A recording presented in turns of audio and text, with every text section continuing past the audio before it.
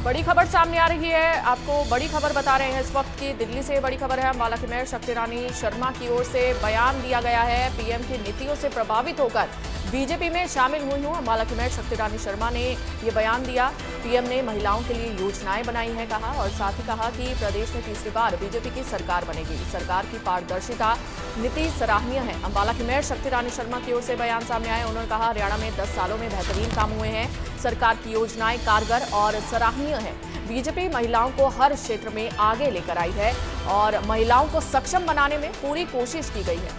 विधानसभा चुनावों को लेकर मेयर शक्ति रानी शर्मा की ओर से बयान सामने आया। चुनाव में पार्टी के लिए पूरी मेहनत करेंगे, मेयर शक्ति रानी शर्मा ने कहा, और पार्टी जो जिम्मेदारी देगी ईमानदारी से निभाएंगे। तो अम्बाला की मेयर शक्ति रानी शर्मा की ओर से तमाम बयान सामने आए हैं।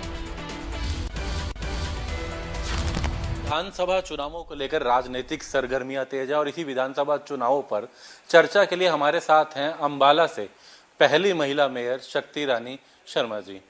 मैम, अम्बाला के मेयर के तौर पर लगातार आप काम कर ही रहे हैं लंबे समय से, तमाम विकास की बात करें, लेकिन राजनीति में एक नई शुरुआत भारतीय जनता पार्टी की जींद की रैली में आपने भारतीय जनता पार्टी में आप शामिल हुए। क्या कहेंगे भाजपा में आने का, भाजपा में इस सफर का? यूं तो लंबा राजनीतिक अनुभव है। देखिए, मैं मेयर हूँ, इसलिए मैं राजनीति में इतना ज़्यादा सक्रिय नहीं थी, पर लेकिन मैंने आज भारतीय जनता पार्टी में आस्था जताई है और उसका हमने दामन पकड़ा है। खास करके जो हमारे प्रधानमंत्री जी हैं, उनकी नीति और नीयत जो है उसको देखते हुए उसमें विश्वास है हमें। हम अगर हम बात करें, आप प्रधानमंत्री की बात कर रहे थे, केंद्र सरकार में तीसरी बार एनडीए ने सरकार बनाई है। अब हरियाणा में भी तीसरी बार सरकार बनाने का भाजपा दावा कर रही है। आप किस तरीके से देखते हैं भाजपा के इन दावों को, इन बातों को, क्योंकि आप भी बीजेपी में अब शामिल हुए? वो क्या मुद्दे रहे, क्या मानते हैं, क्या वो प्लस पॉइंट बीजेपी के लिए हो सकते हैं? देखिए, डेफिनेटली तीसरी बार दोबारा से भारतीय जनता पार्टी की सरकार प्रदेश में बनेगी, क्योंकि जो पारदर्शिता रही है इस सरकार की वो बहुत ही सराहनीय रही है। हर मुद्दे के ऊपर आप देखिए, चाहे वो बच्चों की एडमिशन्स रही हैं, ट्रांसफ़र्स रही हैं, काफ़ी ट्रांसपेरेंट तरीके से आई हैं। और ख़ास करके जो लोगों को जो भी कोई सहूलतें मिली हैं वो डायरेक्टली उनके खातों में गई हैं। चाहे आप आयुष्मान कार्ड देख लीजिए, कितनी तादाद में बने हैं, लोगों को इसका बहुत फ़ायदा उठाने को मिल रहा है। और ई श्रमिक कार्ड हैं, चाहे अभी हैप्पी कार्ड बन रहे हैं जो महिलाओं को फैसिलिटेट कर रहे हैं कि आप फ्री सफ़र कर सकते हैं। तो बहुत सारी जो उनकी योजनाएं आई हैं बहुत कारगर हैं और सराहनीय भी हैं।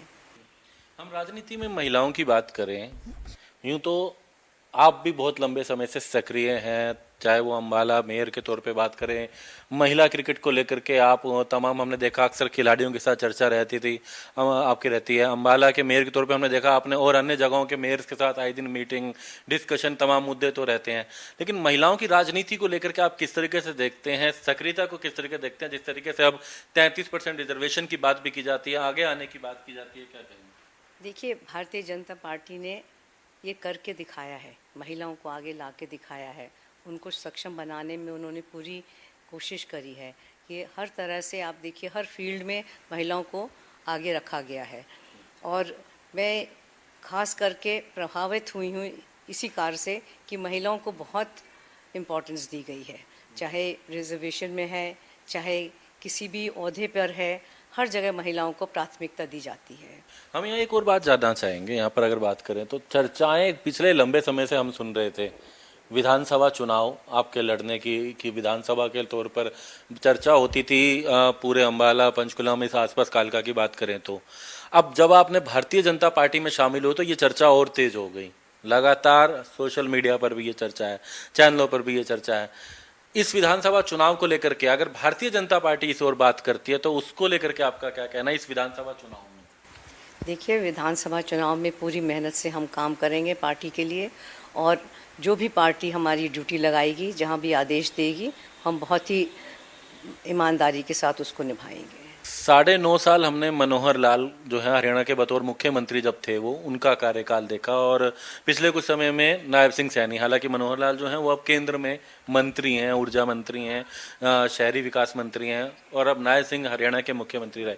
इस कार्यकाल को आप किस तरीके से देखते हैं? इससे पहले भी और सरकारें रही, क्या कहेंगे, किस तरीके से खास रहा ये कार्यकाल? देखिए, मनोहर लाल जी के कार्यकाल में तो बहुत सारी नई स्कीम्स आई हैं और बहुत पारदर्शिता आई है। 9.5 साल उन्होंने बहुत काम किए हैं प्रदेश के लिए, और अभी चाहे वो केंद्र की सरकार में चले गए हैं, पर लेकिन उन्होंने जो सिस्टम्स सेट किए थे वो बहुत ही काबिल तारीफ़ थे। हालांकि उनमें कुछ हिकअप्स रहे होंगे, पर लेकिन वो बहुत ही अच्छी सोच के साथ लागू किए गए थे, जिनमें खास करके हमारे बुज़ुर्गों की पेंशन्स हैं वो सीधी उनके खाते में जाती है, उनमें कोई बिचौलिया नहीं होता है। और हमारे जो बच्चे हैं मेरिट के ऊपर भर्ती होते हैं उन्होंने, और इसी तरह से चाहे बच्चों की पढ़ाई की तरफ देखिए तो बच्चों की पढ़ाई, नौकरियां हैं जो वो भी उनके मेरिट पे उनको मिली हैं, और बच्चों की पढ़ाई भी देखिए ज़्यादा से ज़्यादा बच्चे इस तरफ जा रहे हैं। और मैं समझती हूँ कि बहुत अच्छी तरह से उन्होंने 9.5 साल अपनी सरकार चलाई है। और अगर हम नायब सैनी जी की सरकार की बात करें तो उनको बहुत कम समय मिला है, पर लेकिन उन्होंने टायरलेसली काम किया है। सुबह से रात तक आप देखते हैं कि ना वो थकते हैं ना वो हारते हैं, लगे रहते हैं और हमेशा हंसते रहते हैं। तो नारा दे रहे हैं नॉन स्टॉप हरियाणा। हम मैम एक प्रश्न लास्ट में जरूर जानना चाहेंगे, नगर निगम में आपने जो काम करा अम्बाला में, इसमें कोई दो राय नहीं है, विकास को लेकर के, शहर को लेकर के, इस अनुभव की बात करें, अब सरकार में किस तरीके से देखते हैं, क्या कहेंगे, या आप भाजपा के साथ जुड़ रहे हैं तो उसको लेकर के आप क्या कहेंगे? देखिए, नगर निगम की तो एक शहर की सरकार होती है, और उसमें जितनी भी लिमिटेशंस में जो हमारे तमाम काम जो हमारे क्षेत्र में आ सकते थे हम उन्हें किए हैं। और मैं चाहती हूँ कि मैं ये अपना अनुभव और जगह भी इस्तेमाल कर सकूँ, और ख़ास करके जो महिलाओं के लिए हमने कार्य किए हैं, मैंने अपने समय में अपने निगम में, तो उसका एक्सपीरियंस मुझे बहुत अच्छा रहा है। अंत में एक बात, लोगों से क्या उम्मीद करते हैं इस विधानसभा के चुनाव में? अब ज्यादा दिन नहीं है, 5 अक्टूबर को हरियाणा में मतदान होना है। प्रदेश की जनता से क्या उम्मीद कर रहे हैं? मैं उनसे ये उम्मीद करती हूँ कि वो एक साफ सुथरी और ईमानदार सरकार को चुने, और इसमें दो राय नहीं है कि मौजूदा सरकार जो है भाजपा की सरकार है, बहुत ही ईमानदार सरकार है। जैसे हम देख रहे हैं प्रधानमंत्री जी की छवि कितनी अच्छी है, और वो हमेशा तरक्की की तरफ ही बात करते हैं, बहुत आगे की सोचते हैं। आज से 15 साल 20 साल पहले की प्लानिंग करके रख रहे हैं, तो बहुत कम ही प्रधानमंत्री ऐसे आपको मिलेंगे जो इतनी लंबी सोच रखते हैं। और हमारे जो चीफ मिनिस्टर हैं स्टेट के भी, वो भी जैसे उन्होंने आज कहा कि उनको 55-56 दिन मिले थे, और उसमें उन्होंने इतनी सारी स्कीम्स निकाली हैं और वो धरातल पे लागू भी हुई हैं। तो ये लोग जो काम करना चाहते हैं तो उनको मौका मिलना चाहिए काम करने के लिए, और मैं जनता से अपील करती हूँ कि तीसरी बार फिर से बीजेपी सरकार।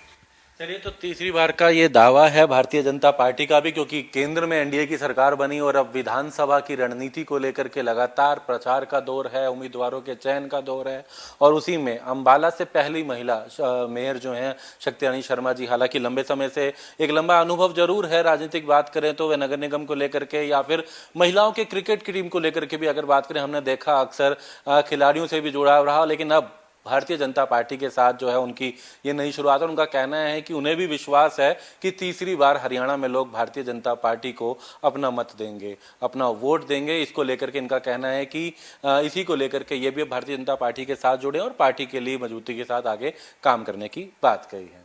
दिल्ली से सहयोगी इंदर के साथ दीपक शर्मा, इंडिया न्यूज।